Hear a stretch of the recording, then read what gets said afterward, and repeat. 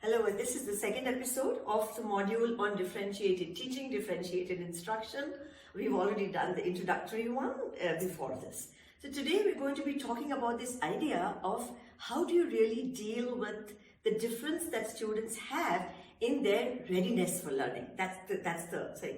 So just to recall, this is something we did even in the previous module. We had talked about in how many different ways are our students different from each other, differences that matter to us pedagogically. And we talked about the first one, which is a difference in readiness, that they are some of them are more ready, some of them are less ready, some of them are ready for whatever is the new knowledge that is coming to them, both in terms of concepts and skills. So today, this module, this particular episode is going to be dealing with this idea of how do we deal with the differences in the readiness that our students seem to display for whatever is coming to them in the class. We had also spoken about differences in learning styles and differences in learning interests, and the subsequent episodes would deal with each of these differences independently. However, today we're going to talk about how do we deal with students who show a difference in their readiness for learning.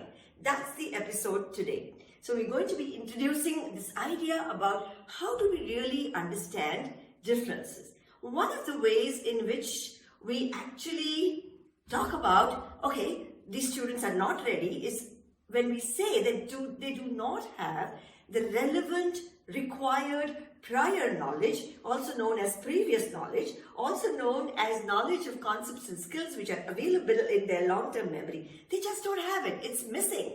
Because it's missing, they're not able to engage with what's coming up in the class for them. Now, the good news, and I'm calling it good news because it's good news because then if we know what is the problem, we can do something about it, right? So we have found out from research and various other experiences that teachers have that this lack of background knowledge, which actually results in a backlog of learning, the students who are lagging behind, it's a backlog. This is usually in two areas. One is language, and in language also it's related to vocabulary. So when I said good news, what I meant is, since I know it's vocabulary, then I know that I need to build their vocabulary. So that's one. And the second is usually mathematics, the basic concepts of mathematics. So these are the two areas where there is a backlog, and this comes in the way of the learning of all disciplines. Again, when I say vocabulary, it doesn't mean vocabulary of language or English only, or Bangla or Hindi or Marathi or whatever they are studying. It means the vocabulary of all the subjects. This is what is lacking. Every word has knowledge. Every teacher is first and foremost a language teacher. I never get tired of saying that. Therefore, these two are their backlogs, and we need to work on these two to make sure that the students come up to speed in the class. Now the question is, how do we work with this backlog? What do we do about this missing prior knowledge? So what we say is that let's look at students in two different categories in terms of their readiness. There are those who are lagging behind. That means they don't have the relevant prior knowledge. Now for this, what we recommend is teachers, of course, must first and foremost identify the readiness gaps. And how will they do it? They'll do it based on their previous own experience of teaching for so many years and hundreds of students that they've really mentored. So they will see what is the relevant prior knowledge missing, which means you need to know what comes before what you are teaching also. Once you have identified that, we recommend using the strategy of acceleration. Acceleration of the learning. Accelerate the learning. This has not got to do anything with speed up the learning in terms of acceleration of the speed, but it is slightly engaging extra learning, which is going to bring them up to speed with the rest of the class. How do you do that? You do that by finding out what is missing and then plugging it in just in time. We will do a separate module entirely on accelerated learning, but just for your reference, the best work that we've come across is by Susie Pepper Rollins, and I can give you the link in the bio of this video. So do look at that. How do you accelerate? By building up the vocabulary of all the subjects. And there is another module that we've done, and there's a video on building vocabulary also, which you might want to go back to. That's one. The second thing is there are those who are racing ahead.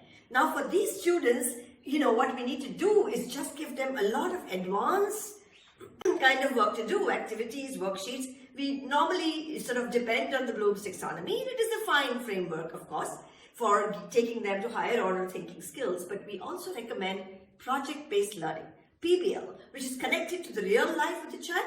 Now, PBL is not doing a project. There is a module on PBL as well that Shikshangan has put up, and you might want to look at that. So these are the areas where we can help the students who are actually racing ahead. Let us come to, therefore, what exactly do we do when we say accelerating the learning? So acceleration, what we need to do is just give them sufficient background knowledge just in time for what is coming to them in the class now.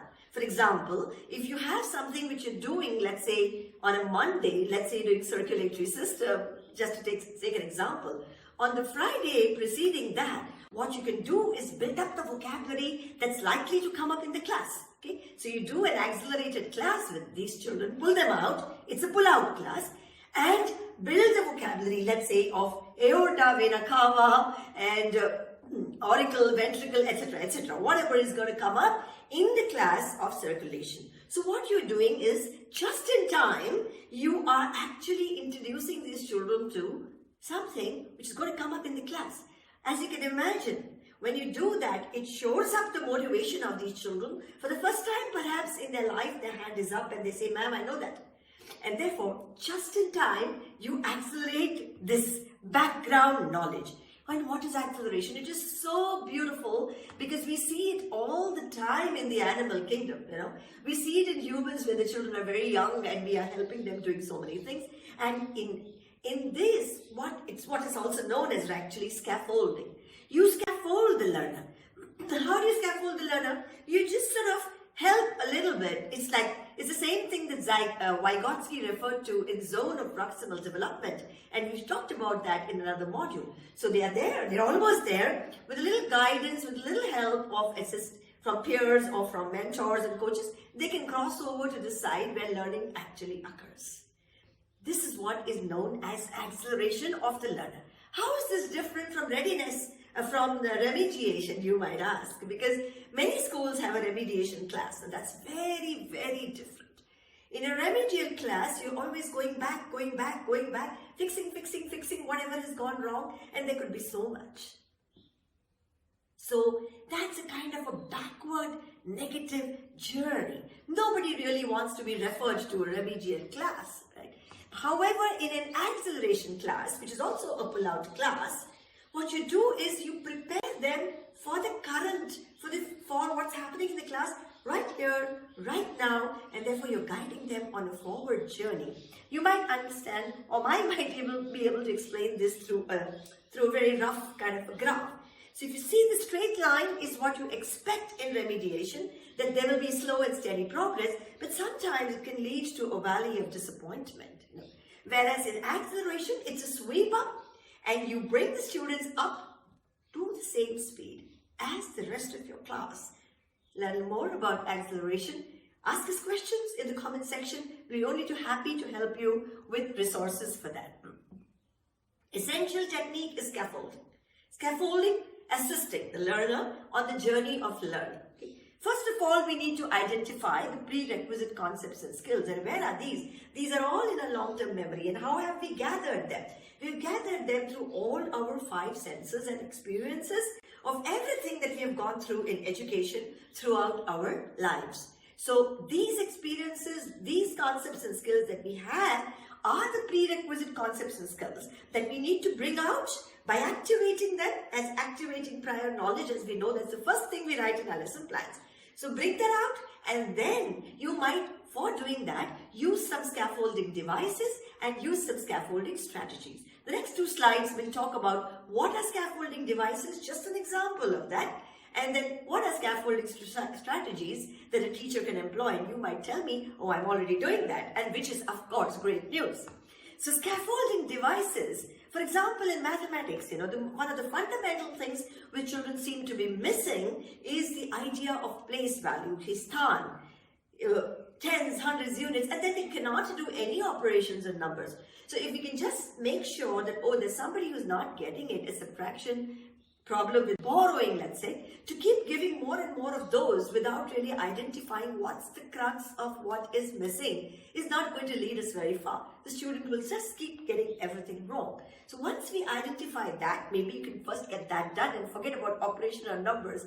Similarly, you might find that grammar in language needs to be dealt with there and then. So verbs and tenses is something that students get confused about, particularly and especially when English is not the first language, which it is not for most of our students in our country. Okay, it's not the first language, and therefore the way you learn a foreign language is the way we need to deal with this. But like I've said earlier, vocabulary building in all subjects is the key to making sure that you plug the learning gaps. And therefore, what are scaffolding devices then? So those were devices and these are strategies. So when a teacher uses scaffolding strategies, like all of us have been doing, we use things like these, which is readiness, modeling, and gestures. Even when you say, okay, let's do small group work because then the peers are helping in the scaffolding. When you say, let me give you sentence starters for you to start off your sentence. Whenever you connect to background knowledge, that's what we were talking about earlier, that you connect to background knowledge. That's also helping students learn based on their previous experiences. Whenever you use graphic organizers, whatever they are, Venn diagram, fishbone, timeline, flowchart, any of those, because visually the students learn better because the brain stores information in pictures and in images. So these are all device strategies that the teacher uses for actually ensuring that her teaching is such that it actually scaffolds the learning. Whenever you use visuals and like the way I am doing in my slides, when I use a lot of visuals, my hope is that the learning will be better because the brain stores in images and pictures, and that's the way we sort of assimilate knowledge. Thank you for watching again. This was the second episode where we dealt with this idea of readiness, and what we said was that one way of dealing with making sure everybody is ready is to scaffold the learner where the prerequisite knowledge is concerned, knowledge and skills. Bring it to the fore. Help them, assist them by giving scaffolding devices as well as using scaffolding strategies in the class. If you like what we present, do like, share forward and subscribe to our channel.